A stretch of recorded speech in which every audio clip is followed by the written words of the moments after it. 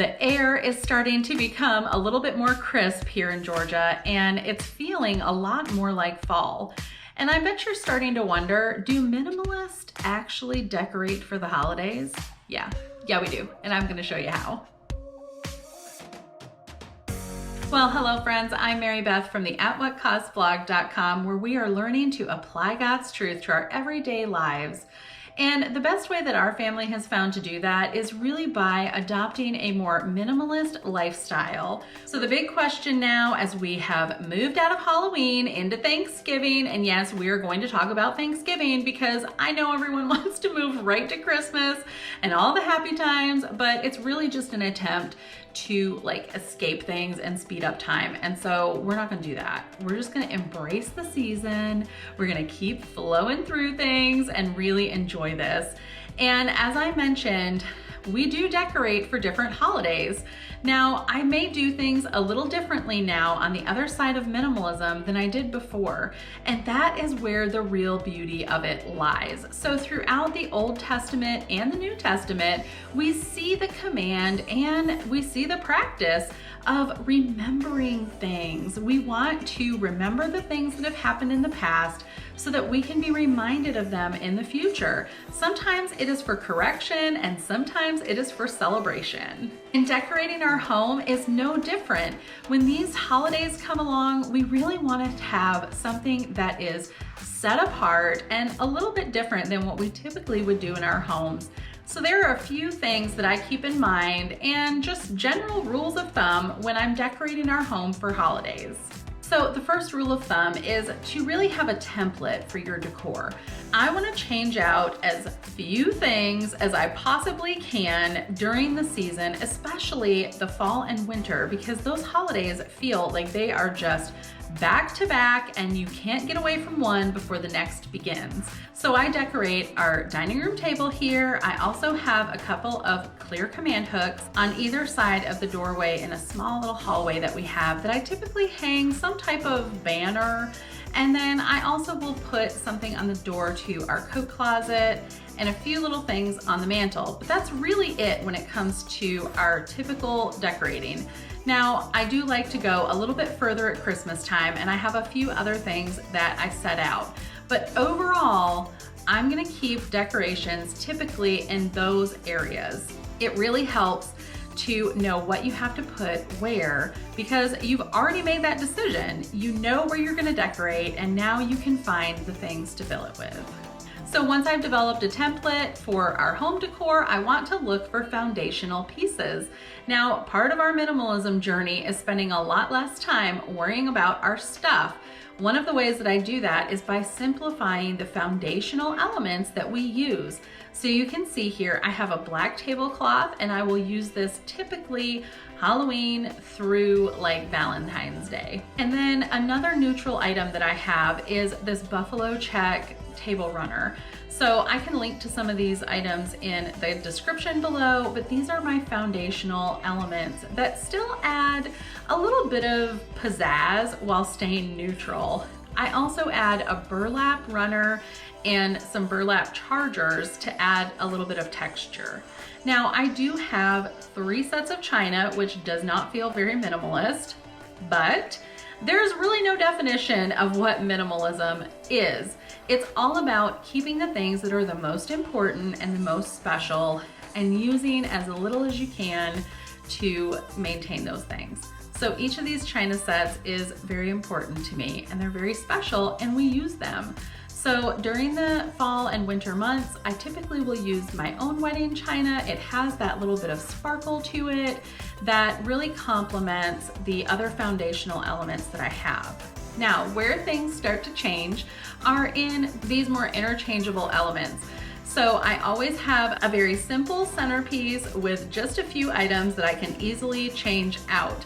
So you can see here, I have a couple of little Halloween characters, and those I just pack away and take out my Thanksgiving ones when the time comes, and those two are very simple. Same goes with the pieces on our mantle. I just don't want a whole lot of fussiness and things that are gonna take me a long time to do. I really can put these Halloween and Thanksgiving Day decorations up in about 10 minutes. So those are really the foundational elements of any of the holiday decor that we're going to have in our home. We make a template, we find foundational items that we can use throughout the seasons, and then swap them out with more personalized items that are specific to the holiday.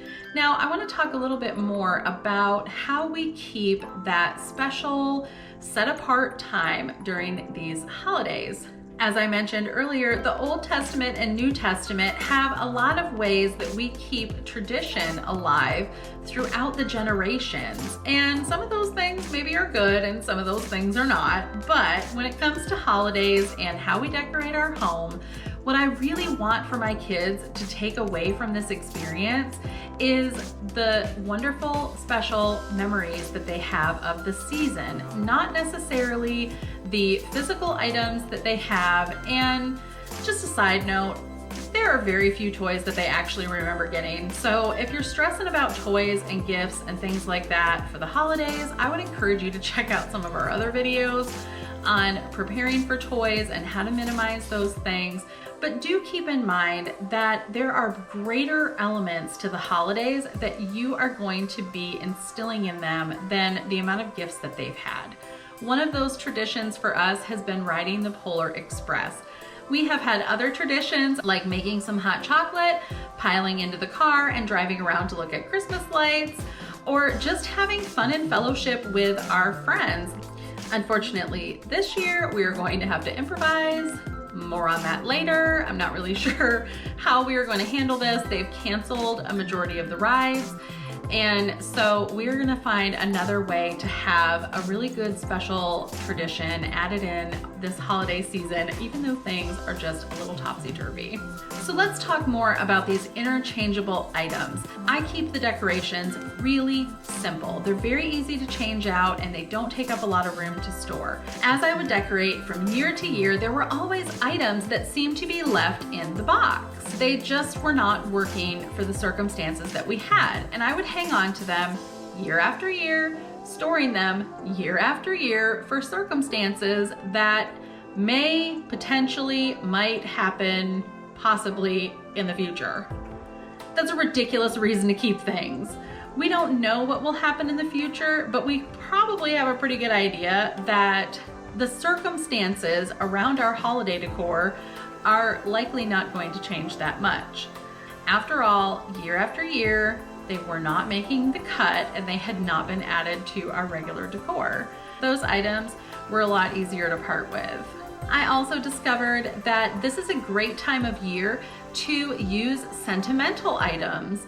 So as I mentioned earlier, I have 2 different grandmother's china. I love to put that out. I actually really enjoy using it. It just makes everything that we eat off of it feel a little more fancy, which adds again to the feeling of the festivities. That's really what we want to harness in with our holiday decor, right? There's things that we see. There are smells that we smell that remind us of those specific times. Those are really the opportunities that we're wanting to recreate in our homes year after year after year. Let me give you a little tip here.